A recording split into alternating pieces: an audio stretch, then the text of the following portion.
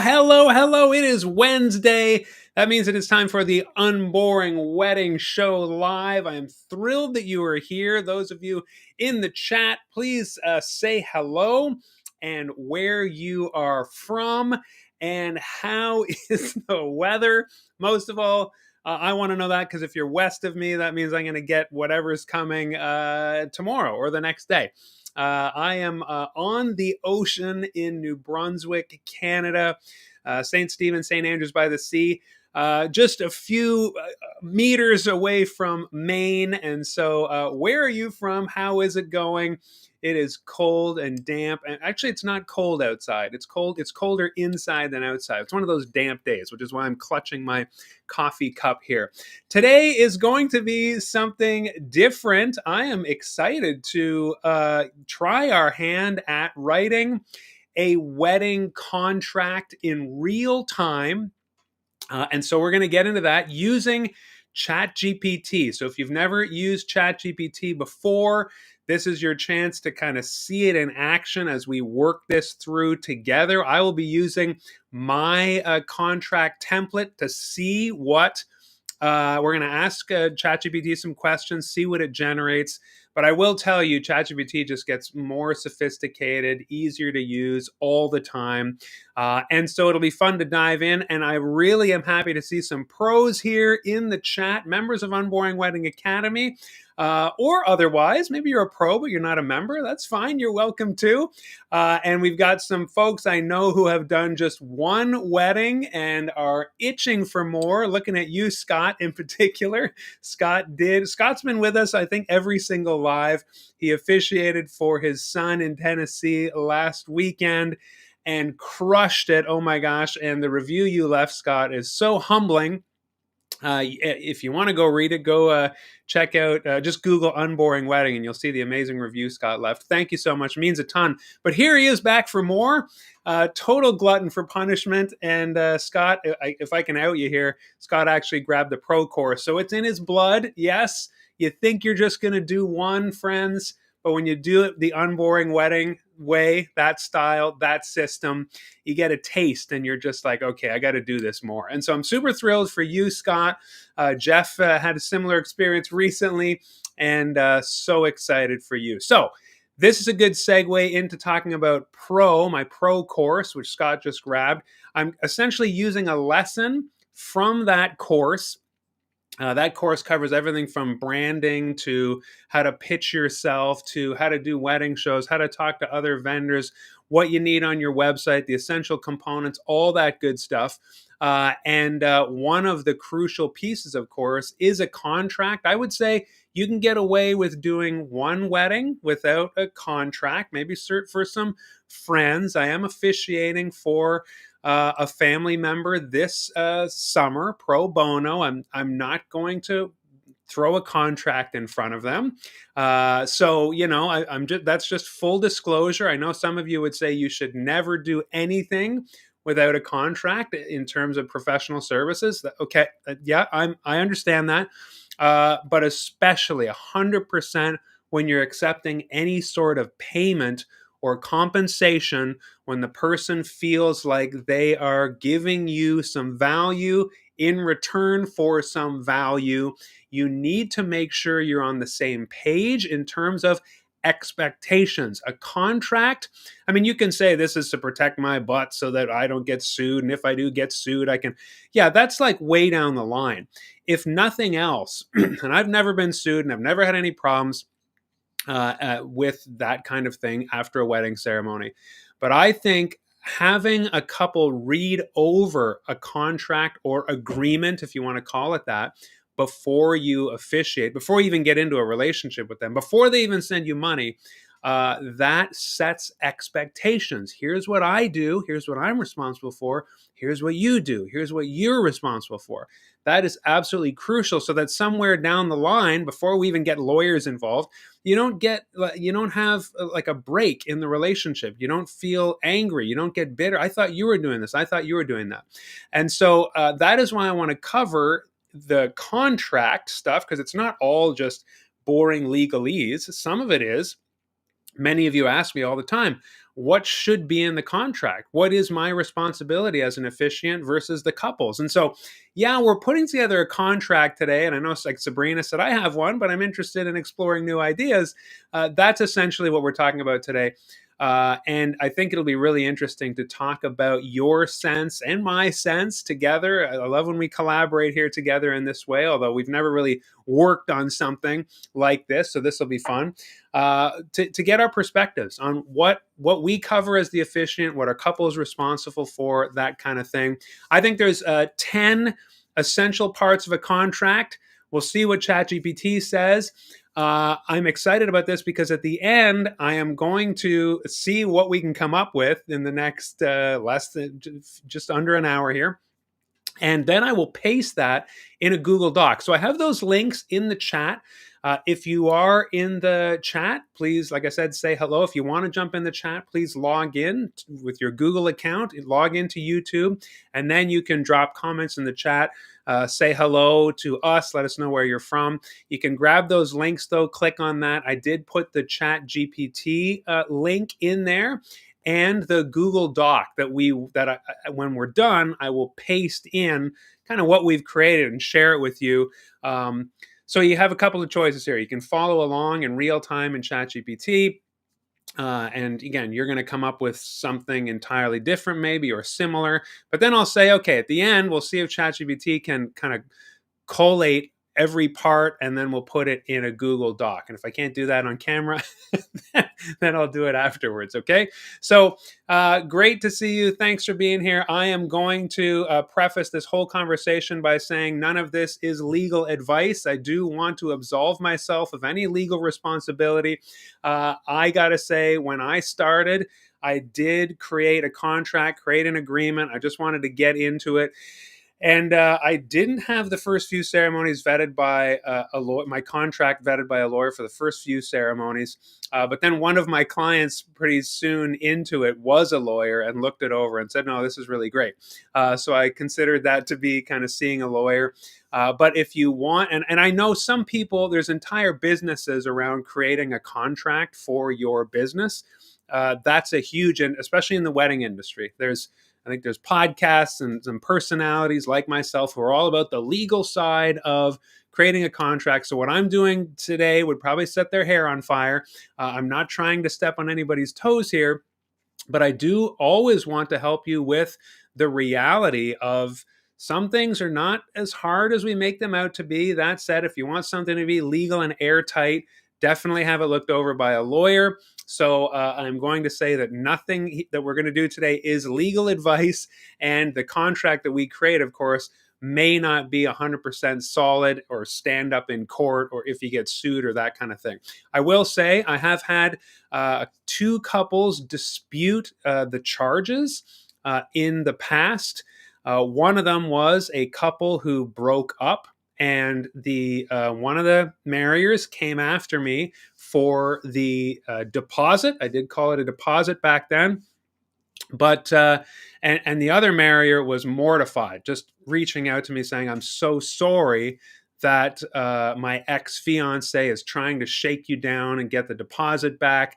They're doing this for all the vendors. I think it's disgraceful. I'm embarrassed." So I said, "Okay, I understand that. Thank you for that." But the other marrier was slagging me. In fact, I do believe I still have a 1-star review from this particular person in my. I just sent you to the reviews to check out Scott's review of Unboring Wedding Academy. While you're there, check out my 1-star review from this very angry person who then disputed the charges and said, "Look, I didn't get married. I shouldn't have to pay." But the bank did look over in the dispute the agreement that this person signed. I provided the evidence, I provided the documentation, and they said, "Well, no, you're not entitled." They said to the marrier, "You're not entitled to keep the funding. It's clear here that you paid this non-refundable deposit." I have changed the language around that, and we will talk about that today. So I do want to show you how I deliver the contract, at what point in my process I deliver the contract as well. I'll show you my checkout page and exactly how I ask couples to consent to the contract, etc. So lots of good stuff. Busy. It's going to be a busy however long. I definitely keep this to an hour or less, so we will be done at the top of this hour. But I do want to pop in here and see what I'm missing in the chat. Sabrina was here early, then Reverend Claudia is here. Sabrina switched her accounts. She came in hot with another YouTube account. Like me, I've got like 16 YouTube Google accounts, which means I'm always logging into the correct one or the wrong one or that kind of thing. So I know where you're coming from there, Sabrina. Uh, and Sarah's here from Sarah's Hilton Head Vows. Amazing.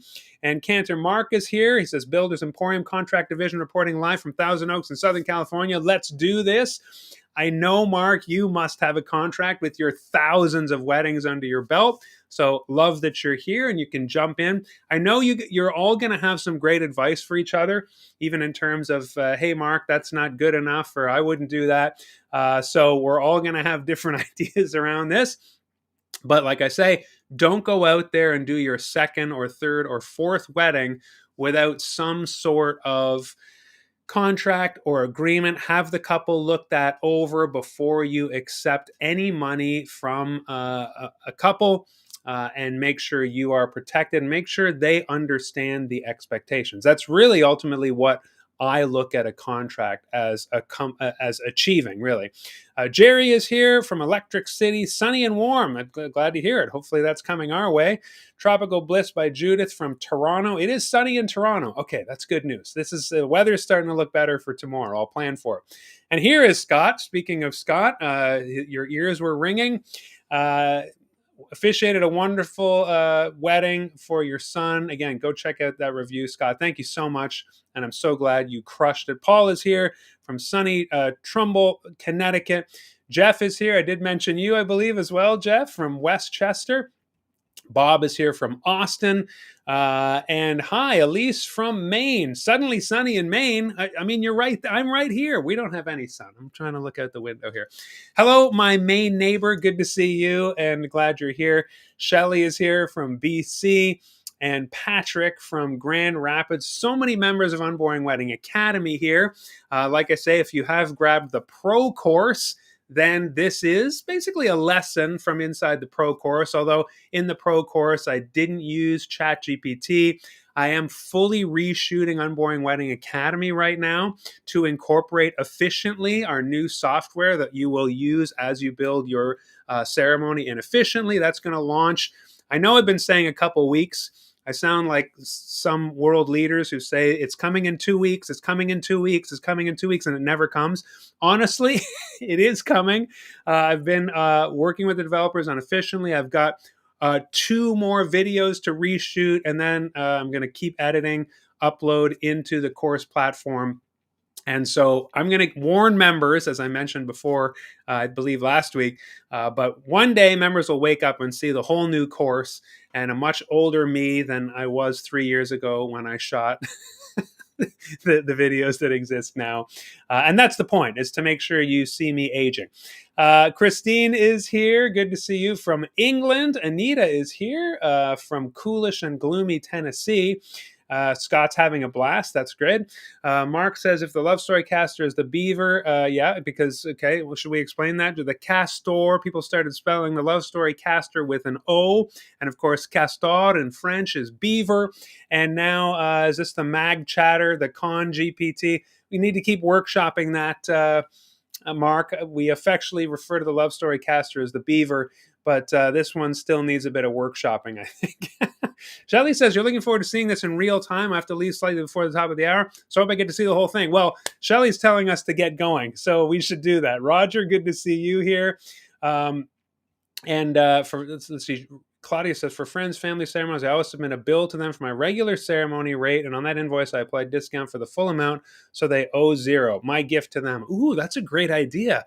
I have never done a pro bono family wedding, but I like that.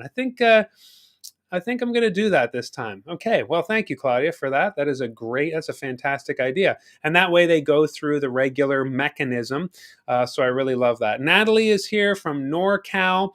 And this would be a great, I'm just thinking of Reverend Claudia. I think this would be a great way to also deliver the contract to them on the checkout page as I'm going to show you. So I already got a huge amount of value from out of this from Reverend Claudia. Thank you for that. Saber's in the house. I'm glad you could join too. Good to see you. Hello from Denver, delivering monthly boxes to seniors. Well, let us not interrupt you. Thank you. I imagine we're in your ear somehow. Good to see you. Jimmy, first time here. Hey, that's a celebration. I wish I had some sort of popper to pull out here. You've watched pretty much all the videos and been stalking from behind the scenes. Well, it's about time you stopped stalking, Jimmy. Love it.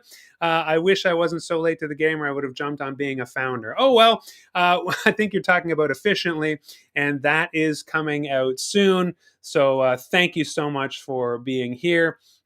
You're in Fort Worth, Texas, and it's raining on and off for days and drying out now. Jennifer Obakata, our ops manager and really the co-pilot of Unboring Wedding Academy, who handles all of the admin and office stuff and emails. If you're a member, you have likely heard from Jen, or if you've reached out to me. She is in Vancouver. Supposedly on vacation, but hanging out here as well. She's still working and answering your emails. She can't help it. Good to see you, Jen. Julie is here from Saudi Arabia. English girl living the desert life. That is amazing. Tamara's here, and that's amazing. Sabra is also concurring with Claudia. Contract with a zero balance. That is a great idea, and I wish I had thought of it before I said I wouldn't do that, because I'm doing that now. So thank you very much.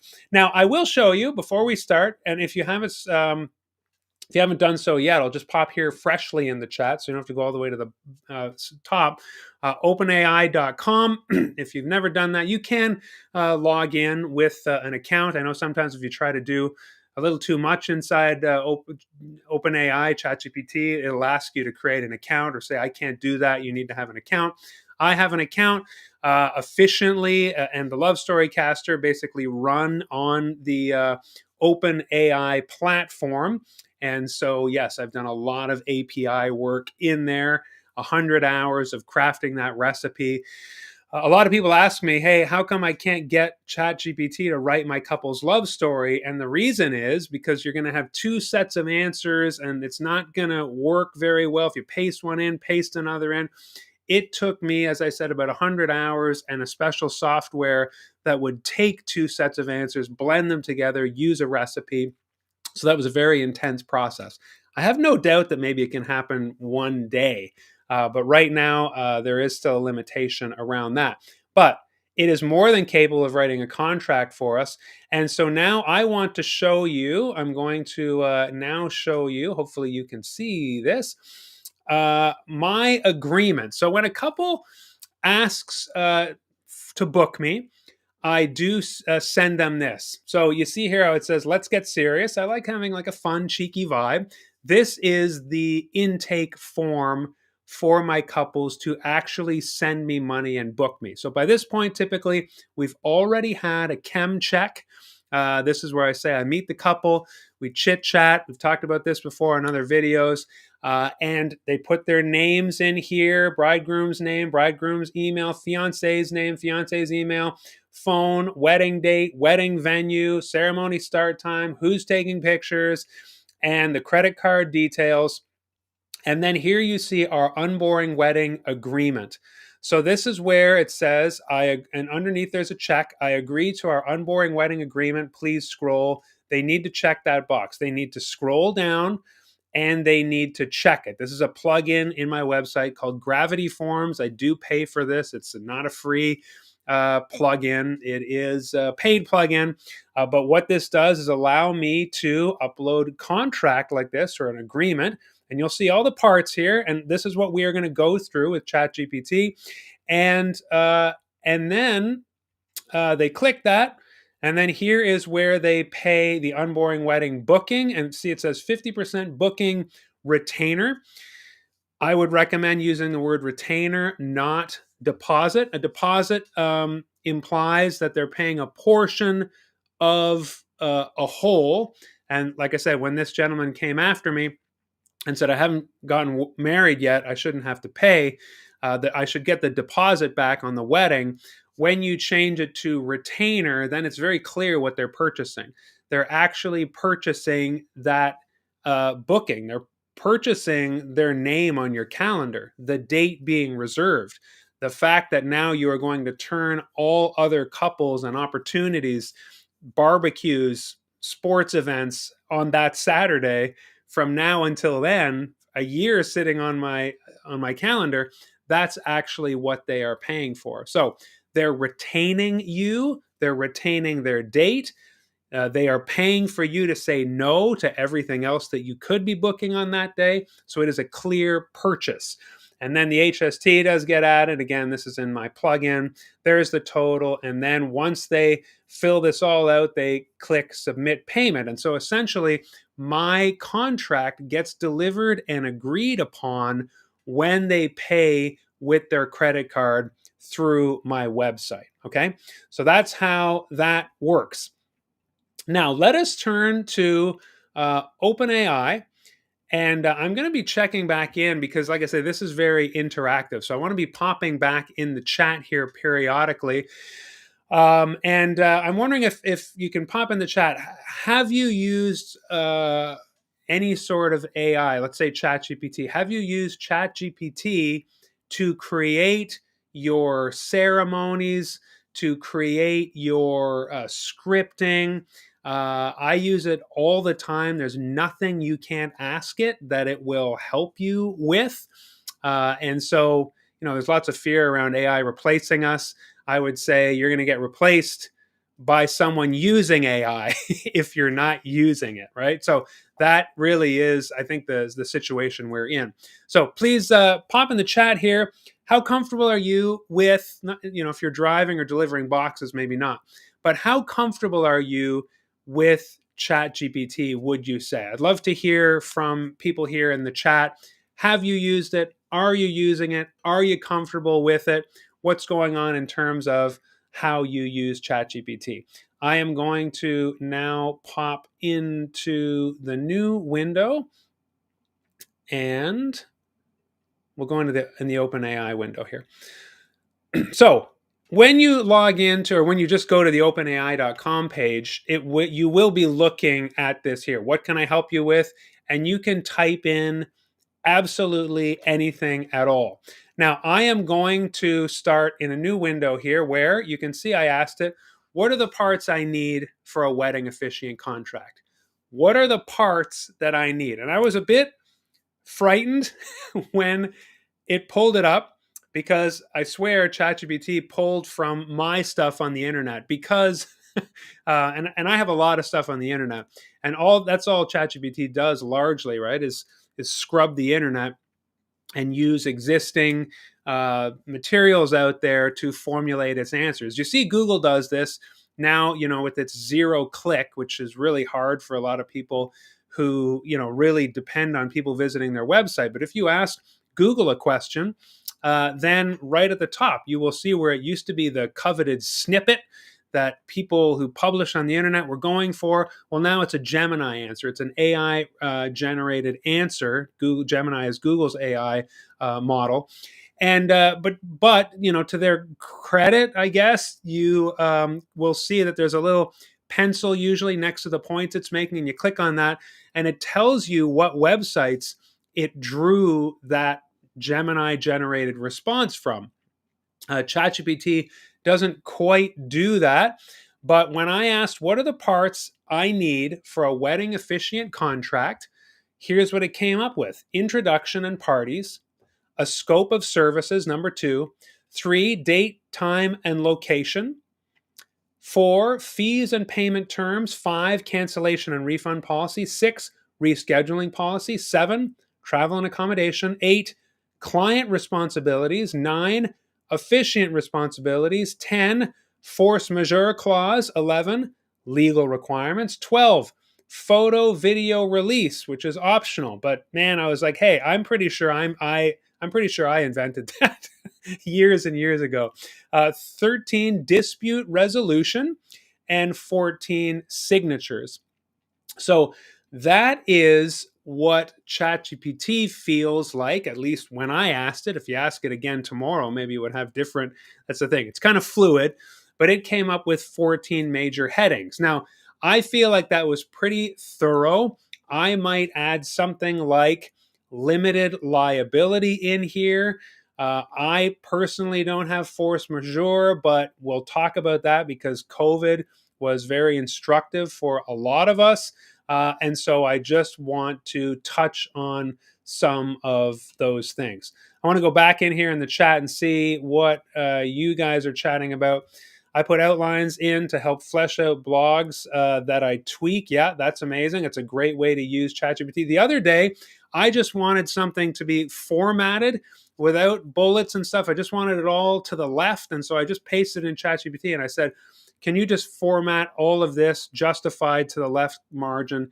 And it did it. It was amazing, as opposed to going in and formatting something by hand. So you can use it for formatting. You can ask it to code something. Shelly says, no, I've used it for other business brainstorming. Okay. Tamara's used it once for a script. Claudia uses Grok, okay, which is, I believe, the X version of AI. And then I'm cool. ChatGPT self-reflection. Okay, sounds like Mark's using it for existential purposes. Douglas says never used. Okay, so you'll see what this is like here. Use it all the time. Amazing. It's also a search engine, so that makes sense. Yes, ChatGPT is. And Google, of course, is crossing over as AI with their Gemini. I believe that's probably what you're referring to. ChatGPT has replaced a Google search. So yeah, if I'm not here to push or recommend ChatGPT, but there is an app, and I have that on my phone. And a lot of time, I will ask it math questions. And what I love about ChatGPT, math questions, is it'll give you the quick rundown of the formula and how it arrived at the answer. So I really do like that. Karen's here from Florida. Good to see you. Anne says I use it for my descriptions for websites to give me ideas and a little what you love to condense what they have written and revise again. Yeah, okay, so interesting. So you're using it in terms of my training, what you love about each other, love about section, which I have not yet been happy with how it completely changes that section. It doesn't really know what to leave out and what to put in. I still think it takes a human for that, and I've just reshot Unboring Wedding Academy and still come to that conclusion that we're not using AI for the love about section yet, but it's great that you're having some success with this. I heard on a podcast the other day, Alan Berg say something like he put all his reviews in ChatGPT and asked it to analyze, what am I known for? So that's really cool too. If you're a business person, you can say, put your reviews in and then say, what is it people are saying about me? And that will actually help you maybe with some marketing material. But we're not here for that.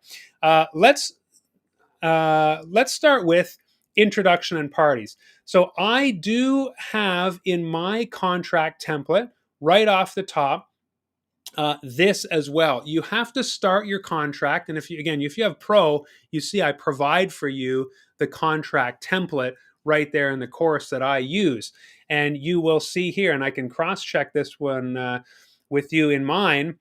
I didn't doctor this at all, so you'll be able to compare directly. I call it the Unboring Wedding Agreement. I like to give the contract a name. I think it's my marketing background. If you're having a sale or something, give it a name, call it something. I just had somebody refer to the founder's offer. I didn't just say, I am offering unlimited lifetime access to Officiantly for X price.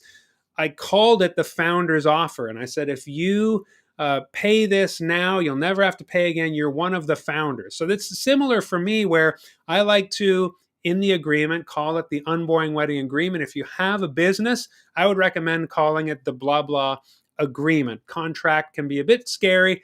We are signing an agreement here. And so you see here how I have the Unboring Wedding Agreement, this is made between, and what you want to do here is you want to make sure, as ChatGPT says here, names the contract information of the officiant and both partners. Now, this is what's interesting that ChatGPT lets us do. I don't need to do that. But if you wanted to make a unique contract for each couple, you could do that.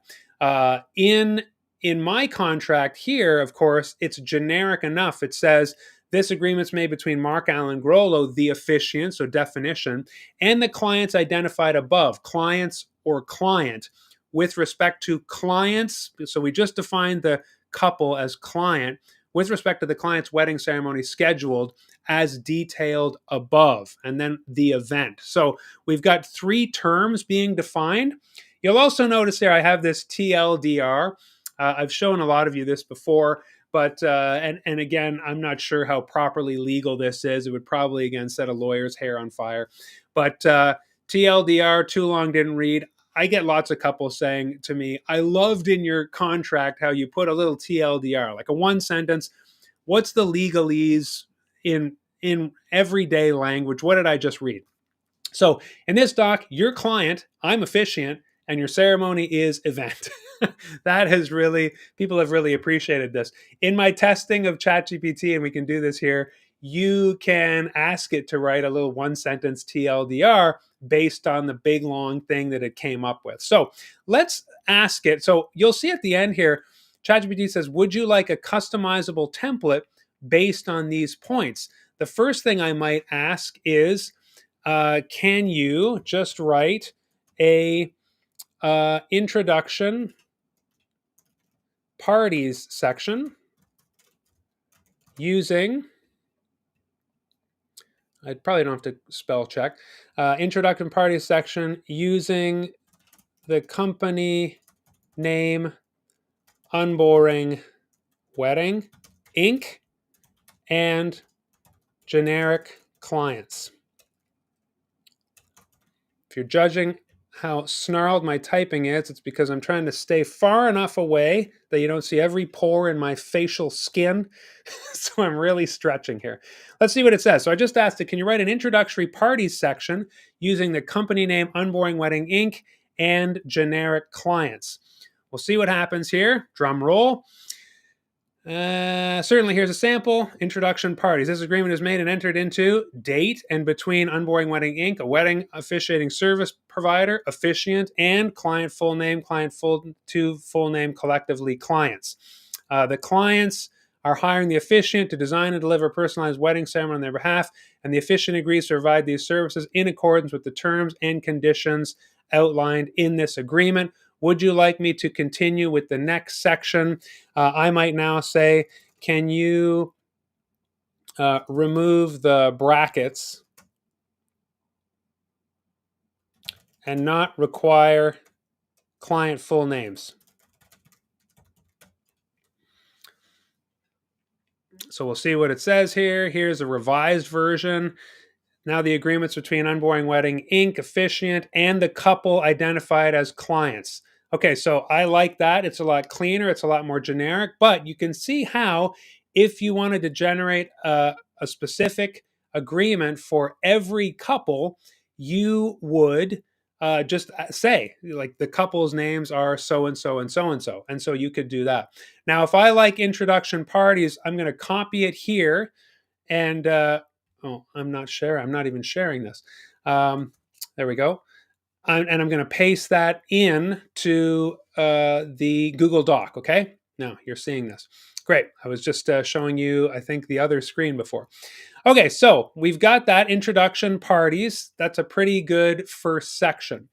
Now we can ask it the scope of services. And this is where you want to get as specific as you want. So, scope of services is a detailed description of what services are included: consultation, ceremony design, rehearsal, officiating the ceremony, legal paperwork filing. And so I think up front, we just want a very generic scope of services. You will see here how I have that same thing as my number 2. Officiant agrees to provide wedding officiant services for client at the date, time, and location as specified in the above fields. Services include wedding workshop, full ceremony script. See, this is where I was so kind of freaked out about how ChatGPT is like copying mine directly.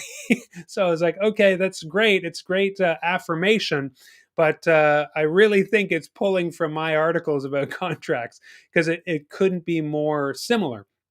So this is where you would say, I'll just copy this here and ask it, can you write a scope of services using the activities you defined above? And we'll see what it says. Scope of services. Officiant agrees to provide the following: initial consultation, a planning session to learn about the client's story, ceremony preferences. So this is great because I would consider the initial consultation to have been done, custom ceremony design, revision, ceremony rehearsal, if included. And I would, you could copy this now, put it in the Google Doc, and take away if included. I talk in my pro course, be very clear about your process. And this goes into a lot more detail than I do: officiating the ceremony, legal filing. And I really like this. I would say this right now is improving upon the contract that I even have. And that's why it's so great to do this in real time. However, I would want to change slightly the initial consultation piece. I call it the wedding workshop. And so now I am pasting that in the Google Doc, because I do think that that is a pretty good scope of services. Now, time, date, and location. I know this is asking for specific time, date, and location. If this was if you did this fresh for every single wedding ceremony, I'll show you what I have. Schedule, which again, similar. The ceremony start time listed above, and because this is attached to this intake form, I am able to keep referring to the information that the couple entered above. It shall be considered the actual event start time and not guest arrival or invitation time. I got really burned by this before, I'm going to tell you, and that's what made me do this. Is the couple all the way to the end. This actually happened when I worked for an officiating company, not since I started Unboring Wedding, because I put this in here. But I never forgot how I got burned, where all the vendors showed up a full hour before the guests because they had told us one thing and they told the guests another, thinking, I guess, we would be tardy. Not that we show up about an hour before. So we were there. I show up at a ceremony 45 minutes before, but then no one was there except me and the violinist, and we're all looking at each other. And we found out that they had told the guests it starts at 3, but they told the vendors it starts at 2. But of course, all of us showed up at 1:15. And I just said, wow, that's never going to happen again. So that's why I have that here. Let's see what Chat GPT says. Can you write the date, time, and location section using generic language about the couple agreeing to the stated information? Let's see what it says about writing a section with that. Date, time, and location. The clients agree to provide the confirmed date, time, and location of the wedding ceremony as part of this agreement. So again, if you don't have it attached to an intake form like this, you would say something like the time that has been mentioned or agreed upon. These details will be considered final once submitted by the clients and accepted by the officiant. Officiant agrees to arrive at ceremony location no less than 30 minutes prior to the scheduled start time unless otherwise arranged. I do love that it is saying I'm going to be there early. Any changes to the date, time, and location must be communicated in writing and are subject to the officiant's availability and approval. Now, it put that in there, which will be redundant if and when we get to the changes section, the changes area. But I will paste that in here to our Google Doc as well. That's what I'm doing, if you're wondering why I kind of move over briefly. And now we are going to go up to the fees and payment terms. Now, this is where ChatGPT is really helpful. Can you write a fee and payment terms where the fee is, and instead of keeping it generic, you can state your fee. So if your fee is, like mine, $999 plus HST, 15%, 15% HST, and that the retainer is non-refundable and to be paid upfront for booking. I'm conscious of time, and so this is the case of I'm not going to tweak and tweak and tweak. Sometimes you have to do that with Chat GPT. Total fee is 99. So total of, and it gives you the total. To secure the services, must pay the full amount, non-refundable retainer. Payment shall be made. Okay, so I might want to amend that and say, can you amend that by stating the exact, because I do this in my contract, amount of the retainer and the balance to be paid 2 weeks before the ceremony. Okay, so that's very specific, but I always ask for 50% retainer to book, and then I ask for the balance 2 weeks before the ceremony. Oh, that's interesting. It's saying pay a non-refundable retainer of $250. It's just kind of deciding that. Now, did I ask by the amount retainer and the balance? Oh, you know what? I didn't say. The retainer is 50% of the total, not $250. So let's see what it says. It'll amend that. Got it. Here's the correct. Okay, great. Total provide $999. Great. 14. Now there it is. 574.43. The balance no later than. Great. Accepted methods. I do like that. That is looking better. So I'm going to paste that in. Now, roaring on ahead here, it's getting longer to scroll back up. Cancellation and refund policy. This is where you can get very specific. I will show you what I have in my agreement.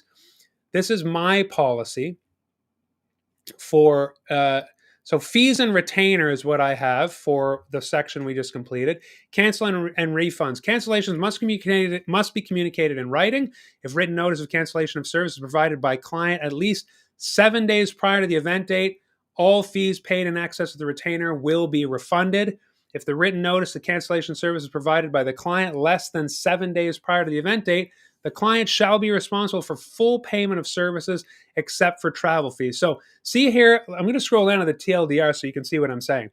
If you need to cancel, you can do that in writing up to 7 days before the wedding and get back anything you paid over and above the retainer. If you cancel less than 7 days before your wedding or don't tell me in writing, I keep the money. If you can't be at your ceremony due to illness or accident, and I can't get a replacement officiant, or I need to cancel on you, extremely unlikely, you get all your money back. So this is where you can vary, and I'll show you how we might want. I will show you how. Oh gosh, did we drop the feed here for some reason? I am going to now fire this up again. This is where we can just state in Chat GPT. It's really great. You can kind of do a TLDR. You can say, all right, Chat GPT, here's the contract I want. So can you now write a changes and cancellation section as follows? Okay, so there we go. And we'll see what it does with this. Because I just pasted my TLDR, as you might when you're thinking through, here's all this, how do I say this in fancy language? If the clients need to cancel this agreement, they may do so in writing at least 7 days before the scheduled ceremony date. In this case, any payments made beyond the non-refundable retainer will be returned. If the clients cancel less than 7 days, no refund will be issued. The officiant retains all the amount. And then it talks about if I cancel on you, you need to pay. If I cancel on you, I need to refund you the retainer. I wouldn't keep the retainer if I canceled on a couple, right? The retainer is conditional for me on me actually performing the ceremony. If I'm going to cancel on a couple, I'm going to fully refund them. That's just how I roll. So I really like that, and I think it was satisfactory. That is exactly how I would want that to appear. Rescheduling policy. This is interesting. Terms for rescheduling due to emergencies, weather, fees, or conditions. So that's a good idea in terms of like the wedding ceremony.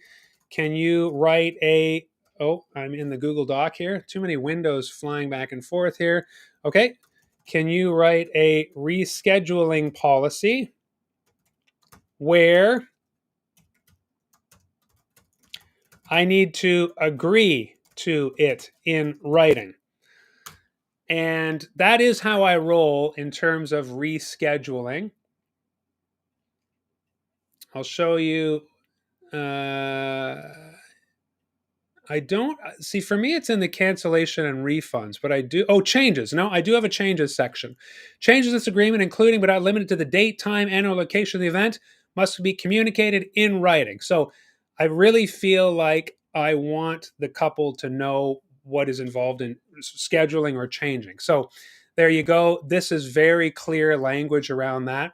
I'm pasting this in the Google Doc that I shared with you. So if you want to come in and see this being built in real time, feel free to grab that and copy the link and paste that again for you right here in the chat. If you want to see how this is coming along, I'm just grabbing the sections one at a time, copying them, pasting them in. I'm going to have to take out some of the, would you like the next section to be blah, blah? And so, would you like the next section to cover travel, accommodations, and client responsibilities? And this is where, again, you can just say yes and be very specific. Yes, please state that I only travel within a 50-mile radius, and any travel above that is a extra fee of 50 cents per mile, let's say. Okay, so let's see what it says. And I've seen lots of questions around travel. How do you do it? What should I do? You know, for me, I was very specific about the cities. I said if it's in St. John, this is before I decided just not to travel anymore. If it's in St. John, which is an hour away, I would charge a $50 surcharge of travel. If it was in Fredericton, which is more of an hour and 20 away and a bit more of a difficult drive, it would be a $100 surcharge. And I did it kind of by city area. And then when the couple would reach out, I would just say, oh, this falls within that X zone. Okay. So here you see the officiant provides service within a 50-mile radius of their home base. Travel to ceremonial locations within this radius is included in the total fee. And then it gets very specific. Travel fee of 50 cents per mile. Canadians wouldn't use mile, but I know a lot of you are Americans. So kilometers, use what's appropriate to you. And then it says, if there's any other travel, ferries or tolls, you will add that to the price. Again, that might be a bit difficult to accommodate, but that I'm just realizing I was continued to just show you an irrelevant window. There you go. But I really am happy with this. Now, again, you would want to think through your travel and accommodation, but GPT can be very specific. And this one you wouldn't change with every contract. You would have that as kind of a standing default. Here's my travel for now. And of course, like me, if you had specific cities, you can just say, hey, GPT, can you put that in? Now it's saying, would you like me to help out with the next section, perhaps outlining client responsibilities? Yes, please outline that the client needs to agree to a wedding ceremony planning session and to complete a questionnaire. Okay, let's see what it says. Client responsibilities, wedding ceremony planning session, completion of questionnaire, and you can add whatever you want here. We've already delineated payment. So for me, that would be kind of sufficient to say, hey, I need these two pieces of homework from you. That's what I say in the chem check. I say I'm going to need two things from you, and so this is where you can list them out right there, as many as you want. Would you like to add anything else to the client responsibilities or move on to the next section? I like how chatty this is. Let's move on to the next section. What is it? What is the next section? It didn't even tell me. Officiant responsibilities, okay? And I do like this: filing the marriage license, professionalism, arrival and timeliness, maybe even how you're going to dress. This is really, really good. Like I say, I'm preferring this to my own contract by the minute here. And so that is something that I would also just add in there. Now, what is the next section? We're racing along here. Force majeure clause. This is where I said, what the heck is that? This is where a lot of officiants learned from COVID, when shutdowns happened, when weddings were canceled. A lot of couples, a lot of officiants were approached by couples saying, hey, we obviously are under a state, public health, no meeting, no wedding, no gathering. And so give me my deposit back. And thankfully, every single one of my clients just deferred their date and I accommodated. This is why 2022 was the season from hell for many of us, because we were booking new weddings. We had pushed other weddings, and I was doing like 3 weddings a weekend, which for many of you is like nothing. But for me, it was insane. And so force majeure would protect you from having to refund in something crazy where like this. You know, neither party shall be held liable for any future or delay in fulfilling their obligation under this agreement due to events beyond reasonable control, natural disasters, act of government, pandemics, strikes, etc. In the event of a force majeure situation, the affected party will notify the other party as soon as possible. If the officiant is unable to perform their duties due to such circumstances, the clients will be entitled to a full refund of all amounts paid, including the retainer, unless the parties mutually agree to reschedule the ceremony. So you might want to say, you're not entitled to a full refund because this was an extenuating circumstance. However, I will work with you and accommodate you in your rescheduling. So that is something that you could work on there. But this really is a case of saying, like, hey, if there's crazy extenuating circumstances, I can't refund everybody all at once, or else, I could go bankrupt. So that is the reality of that. What is the next section? And we will have it say legal requirements. So marriage license, officiating authority, legal compliance.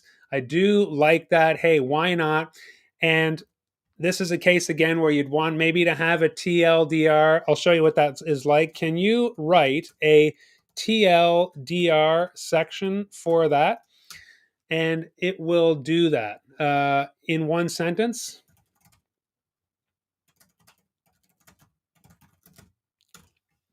Can you do it in one sentence? Here's a TLDR in one sentence. You're responsible for obtaining a valid marriage license, and the officiant will legally solemnize your marriage in accordance with local laws. See how we took all this information and it really shrunk it down to a very simple thing there, which I find really fun, really helpful.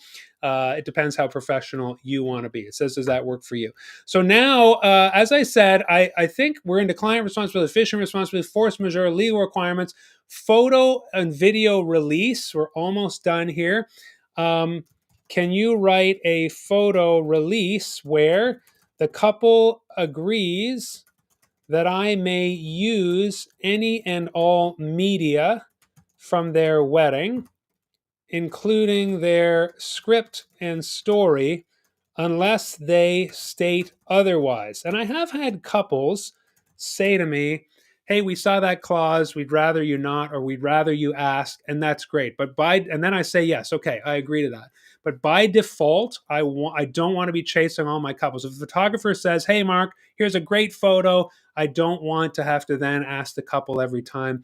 I want them to kind of sign off on it here, and then it's that step is kind of taken care of.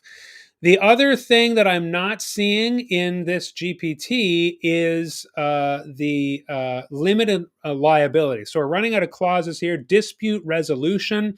This is where, can you write a dispute resolution section where the jurisdiction is, and you'll want to state your area. So for me, it's New Brunswick, but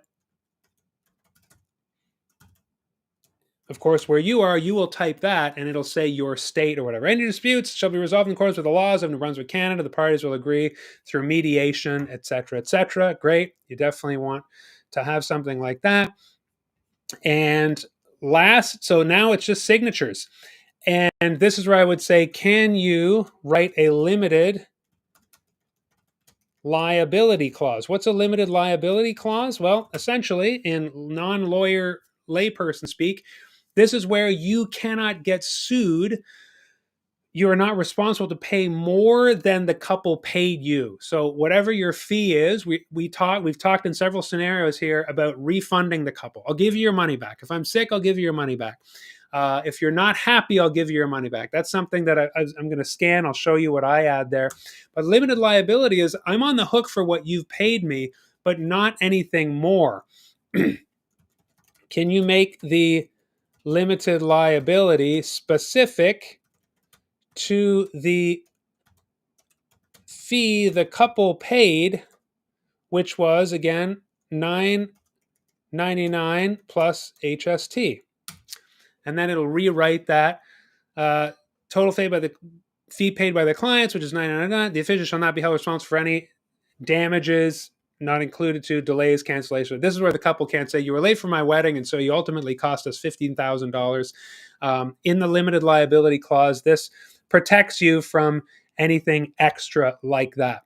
The final thing that I don't see on here, and I will share this with you here, is I have a satisfaction guarantee clause. This is just something I do. You can consider it if you're brave. I have had a lawyer look at this and say it's pretty onerous for the officiant. I love it. I thrive on it when the couple sees this. On the occasion that the client is dissatisfied with officiant services at the event, client must notify the officiant and provide the reason in both writing and a personal phone call within 48 hours of the event start time, and all money, including the retainer, will be refunded. I offer a 100% satisfaction guarantee for my ceremonies. No couple has ever asked for a refund. And so this is where I would want that in. I'm going to use the TLDR here to ask, can you add a satisfaction guarantee clause where if you aren't totally happy with your ceremony, blah, blah, blah. Okay. Lots of typos when I'm just slamming it out like that, but GPT seems to understand.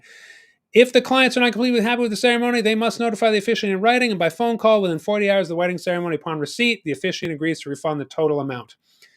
Perfect. And that's why I say I want them to email me and phone call. I want them to get on the phone and say, we hated our ceremony. And of course, we would hash it out. But if at the end they still said, no, we really hated it. And I've made mistakes, and couples still graciously have not asked for that refund. So now I'm going to go into sharing this. And a lot of you I see are in here. I will kind of clean it up a little bit. But this is what we've created together at an hour and at 57 minutes.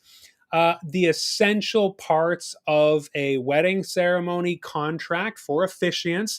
I think ChatGPT covered it really well. As I said, when I go back in here and I look at my sections, media release, marriage license, but we had that under the sections of the marriage license was under kind of responsibilities.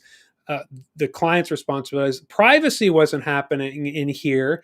And so I am going to ask it, because I do think that we should have databases. Can you add a clause about privacy? You are fully protected. Unboring Wedding does not sell, trade. There you go. So the client's privacy is a top priority. Unboring Wedding Inc. doesn't sell, trade, otherwise transfer anything, payment to outside parties. That is something that I would want to see added there as well. So why not? It's not grabbing it. So we just wrote a privacy clause, and now we are going to paste. It's almost like we've hit the paste limit. There we go. Okay, so like I say, I'm going to clean up some of these lines here when we get off, because it has been 59 minutes. That was fun. I'm wondering what's going on here in the chat. hopefully that was helpful. A lot of you can compare. Uh, Great questions. If you had a couple claim they're sick 2 days before the ceremony, I assume rescheduling would be likely action.